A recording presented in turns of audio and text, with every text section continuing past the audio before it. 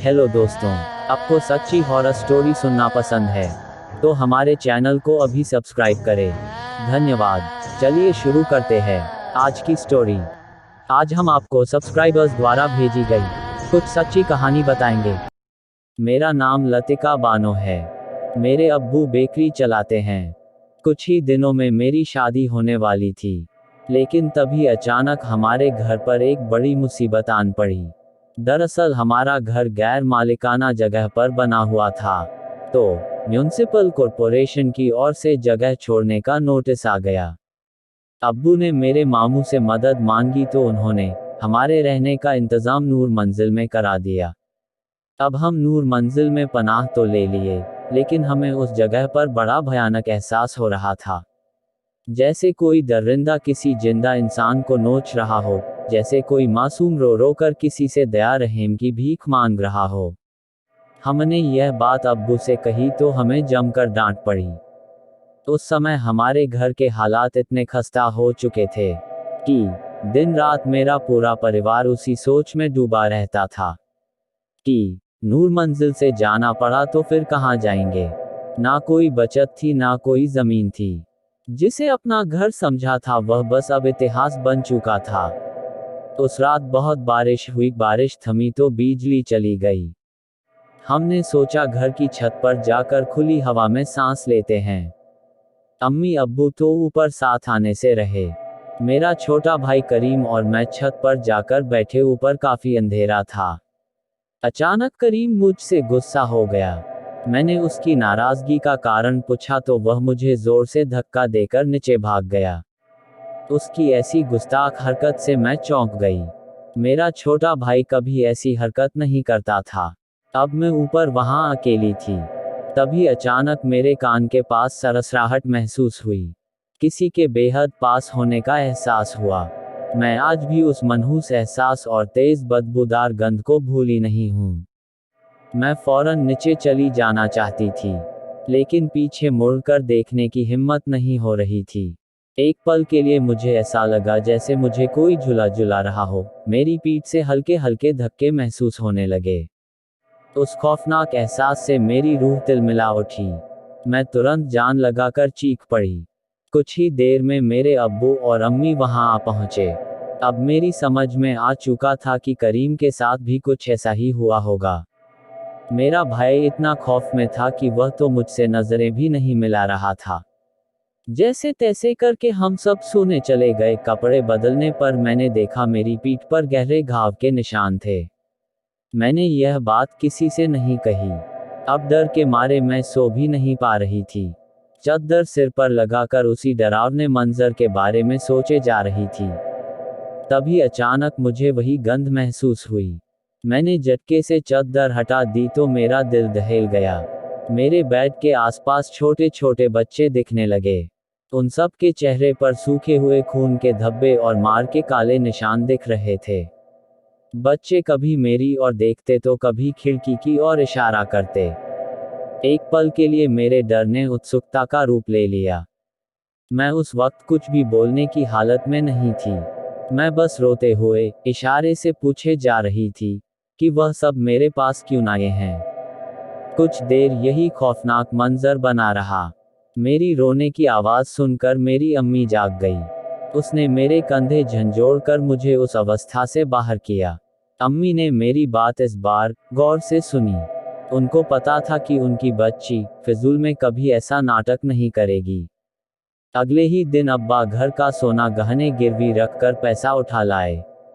हमने तुरंत मामू को बुलाकर नूर मंजिल की चाबी वापस कर दी।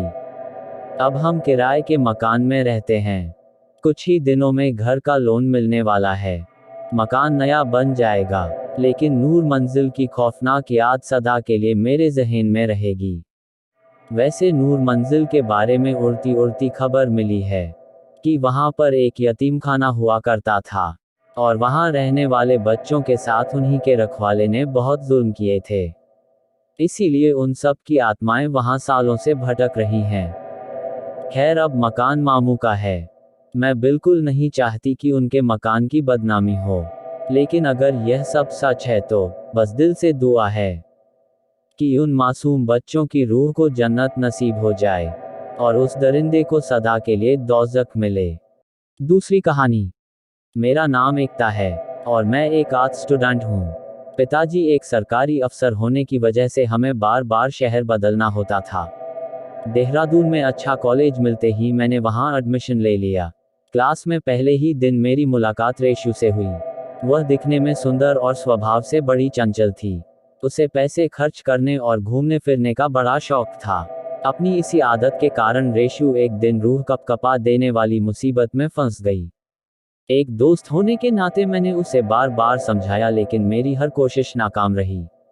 दरअसल वह अपनी छोटी छोटी ज़रूरतें पूरी करने के लिए लड़कों को टहलाती रहती थी। उस भयानक दोपहर का समय आज भी मुझे याद है, जब हमने बरगद के पेड़ के नीचे खड़े उस लड़के को देखा। कॉलेज जल्द खत्म हुआ था तो रेशु हर कीमत पर उस वक्त फिल्म देखने जाना चाहती थी। हमारे पास ज़्यादा पैसे नहीं थे तो रेशु ने उस लड़के के खर्च पर यह ट्रिप एंजॉय करने का प्लान बनाया।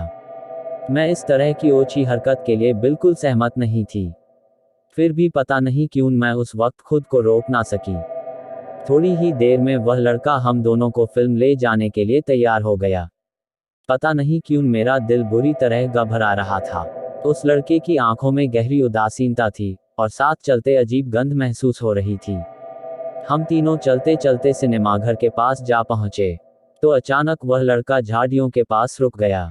यह बड़ा अजीब था। मैंने और रेशु ने उसे हाथ से इशारा करके सिनेमाघर की ओर आने को कहा, लेकिन वह उदासीनता भरी निगाह से हमारी ओर देखता रहा। अब मैं खतरा भाप चुकी थी। कुछ तो ठीक नहीं था। मैंने रेशु को उसकी ओर जाने से रोक दिया, लेकिन वह मेरा हाथ झटक कर उसकी ओर बढ़ गई। एक पल के लिए जैसे मेरे पैर वही जमीन में गड़ गए। मेरे माथे पर अचानक पसीने छूट गए। कुछ ही देर में रेशु उस लड़के के पास थी। वह उसे जल्दी से साथ आने को शायद बोल रही थी, ताकि पिक्चर शुरू न हो जाए। शायद रेशु को यह मलाल था कि कहीं वह लड़का कोई बहाना बनाकर मुकर न जाए। मैं दूर से उनकी बहस साफ साफ नहीं सुन पा रही थी। अचानक उस लड़के ने रेशु की कलाई पकड़ ली और वह उसे झाड़ियों के पीछे खींचने लगा। यह सब देखकर मेरे रोंगटे खड़े हो गए और मेरी चीख निकल गई। मेरा दिल बड़ी तेजी से धड़कने लगा। मैंने मदद के लिए इधर उधर देखा तो अगले ही पल वह दोनों मेरी नज़रों से गायब थे। मैं रोती चीखती उनकी ओर दौड़ पड़ी। शायद मुझे थिएटर की ओर जाकर लोगों से मदद लानी चाहिए थी, लेकिन इन दोनों की ओर भागना मेरा त्वरित निर्णय था। मैंने पास जाकर छानबीन की तो वहां रेशु जमीन पर बेसुध पड़ी मिली। उसके चेहरे पर खरोंचे जाने के निशान थे। उसके हाथ पर गहरी सूजन थी और उसका चेहरा खौफजदा था। फिर मेरी नज़र उसकी सलवार की ओर गई। वहां गहरे लाल खून के धब्बे थे। अभी मैं कुछ बोलूं उसके पहले रेशु ने मेरे मुंह पर हाथ रख दिया और चुनरी से दाग छिपा लिए।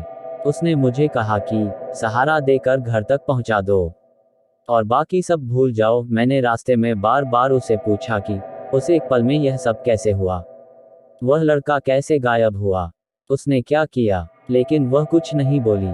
घर पहुंचने पर मैंने रेशु को हमारी दोस्ती की कसम भी दी, ताकि वह मुझे सच सच बता दे कि वहां हुआ क्या था।